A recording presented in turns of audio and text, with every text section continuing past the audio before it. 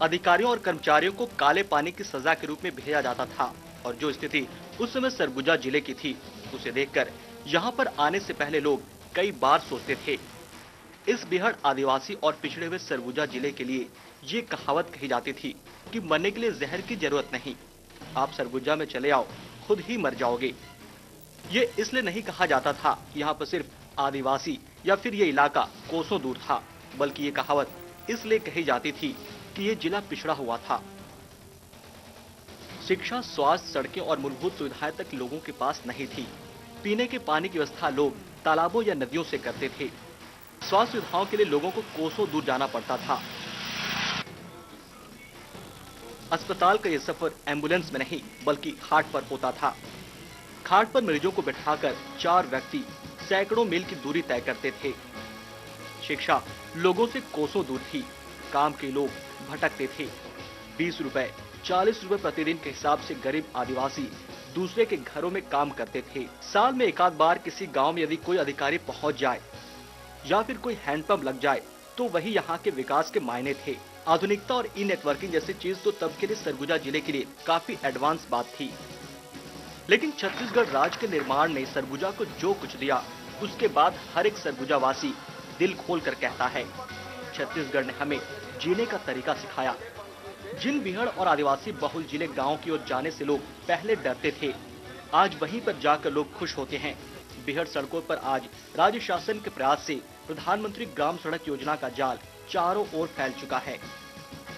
बीहड़ और घोर नक्सल प्रभावित क्षेत्रों में आज न सिर्फ पक्की सड़कें बनी हैं, बल्कि मोबाइल और उप स्वास्थ्य केंद्र जैसी सुविधा लोगों तक पहुंच चुकी है। राज्य निर्माण के 10 साल में सरगुजा ने स्वास्थ्य और शिक्षा के क्षेत्र में जिन ऊंचाइयों को छुआ है, उन ऊंचाइयों को शायद ही छत्तीसगढ़ का कोई अन्य जिला छू पाया हो। यदि शिक्षा के क्षेत्र की बात करें तो हमने अपना खुद का सरगुजा यूनिवर्सिटी पाया। इसके अलावा नर्सिंग कॉलेज, इंजीनियरिंग कॉलेज, सैनिक स्कूल, कृषि महाविद्यालय, जिले के कई तहसीलों में शासकीय कॉलेज खुले। इतना ही नहीं, जल्द ही मेडिकल कॉलेज की भी आधारशिला रखी जानी है। यही नहीं, सरगुजा जिले के जिला चिकित्सालय को छत्तीसगढ़ का सुपर स्पेशलिस्ट हॉस्पिटल का दर्जा भी मिल चुका है। वहीं दूसरी ओर कॉलेज में पढ़ने वाले छात्रों के लिए 200 बिस्तरों के हॉस्टल की भी शुरुआत की गई।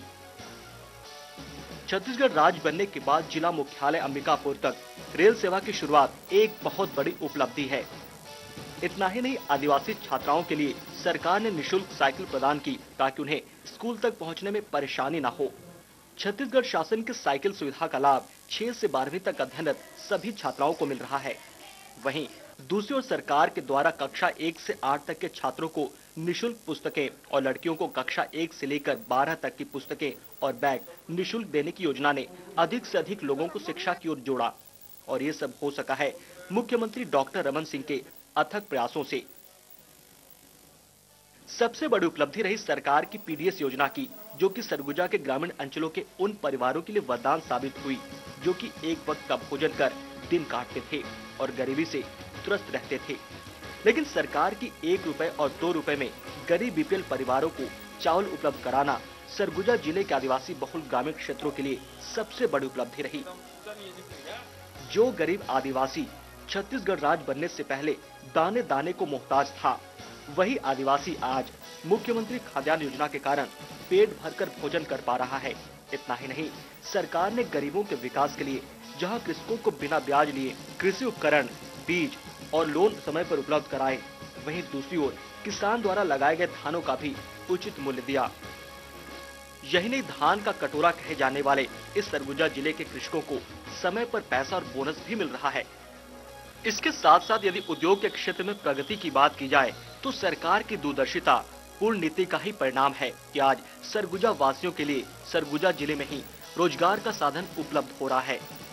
सरकार के अथक प्रयास से शासन और नागरिक का संयुक्त शक्कर कारखाना लगभग 150 करोड़ की लागत से यहाँ तैयार हुआ। ये कारखाना प्रतापपुर ब्लॉक के केता गांव में प्रारंभ हुआ है। यहाँ पर न सिर्फ बेरोजगार युवाओं के लिए रोजगार के साधन उपलब्ध हुए, वहीं दूसरी ओर किसानों के लिए भी एक नया जोश और गन्ने की खेती के लिए एक नया जज्बा कायम हुआ है।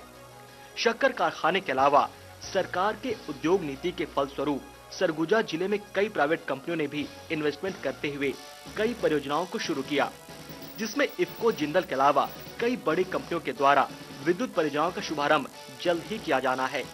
साथ ही बेरोजगार महिलाओं और अधिक आयु वर्ग के पुरुषों के लिए सरगुजा विकास प्राधिकरण की स्थापना की। इसके तहत वीर नारायण सिंह स्वावलंबन योजना शुरू कर उन्हें रोजगार प्रदान करने की योजना भी चलाई जा रही है।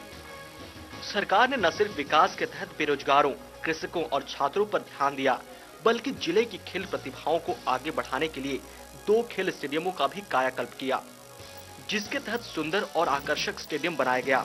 वहीं दूसरी ओर हॉकी के खिलाड़ियों को भी राष्ट्रीय स्तर का खेल ग्राउंड जिले में उपलब्ध कराने की दिशा में खेल ग्राउंड का निर्माण कार्य किया जा रहा है।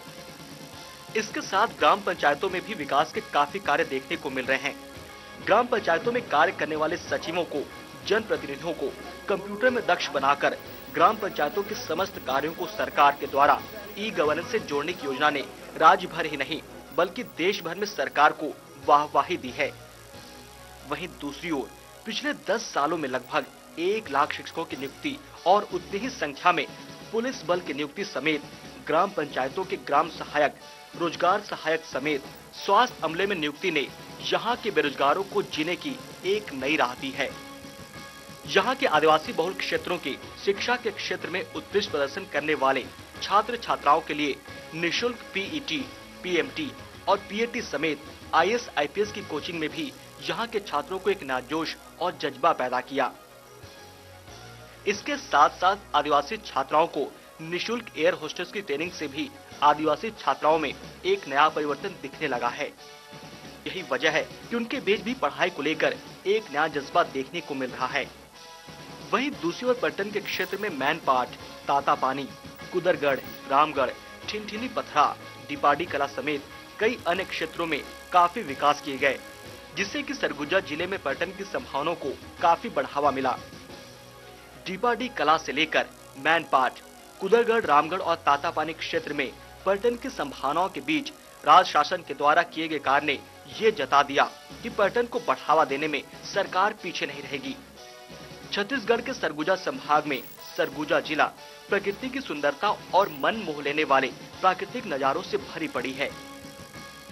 प्रकृति की मनमोहक नजारों का लुत्फ यहाँ पर चारों ओर नजर आता है। जिधर भी नजर घुमाइए उधर ही मानो सरगुजा को प्रकृति ने अपना वरदान सा दे दिया है। चारों ओर प्रकृति की सुंदरता भरी पड़ी है। बस प्रयत्न करना है इन पर्यटन केंद्रों और पुरातत्व धरोहरों को संभाल कर रखने का, ताकि आने वाली पीढ़ी इनसे कुछ सबक ले और प्रकृति के साथ जुड़कर प्रकृति में जीवन यापन करने का सौभाग्य प्राप्त करे। यही कारण है कि सरगुजा जिले के हर क्षेत्र में विकास की संभावनाओं ने लोगों में एक नई सोच और जीने की नई उम्मीद जगाई है और सरगुजा अपने पिछड़ेपन से अब बाहर आ चुका है। वहीं दूसरी ओर छत्तीसगढ़ निर्माण के बाद से सरगुजा के लिए सबसे बड़ी समस्या रही नक्सलवाद की और अब इससे भी मुक्ति मिल चुकी है। छत्तीसगढ़ स्थापना के बाद से जिले में जिस गति से नक्सलवाद का इजाफा हुआ था और जिस क्रम में नक्सलवाद ने लोगों के लिए, पुलिस प्रशासन के लिए मुसीबत खड़ी की थी, जिस गति से शासकीय भवनों को नक्सलियों ने निशाना बनाया था, जिस गति से लोगों में दहशत का माहौल था, वो भी 2003 के बाद से धीरे धीरे छटने लगा और आज के समय में सरगुजा जिला नक्सलवाद से पूर्णतः निजात पा चुका है। हालांकि आज ये जरूर है कि अंदरूनी तौर पर 2-4 लोग हो सकते हैं जो कि अभी भी इस मुहिम को आगे बढ़ा रहे हों, लेकिन तब के समय और आज के समय में जमीन आसमान का अंतर आ चुका है। शायद यही कारण था सरगुजा जिले में नक्सलवाद के विरोध के रूप में पुलिस ने नक्सलवाद विरोधी प्रदर्शनी लगाकर लोगों में एक नया जज्बा दिया। खोज इंडिया के लिए सरगुजा से अंचल ओझा।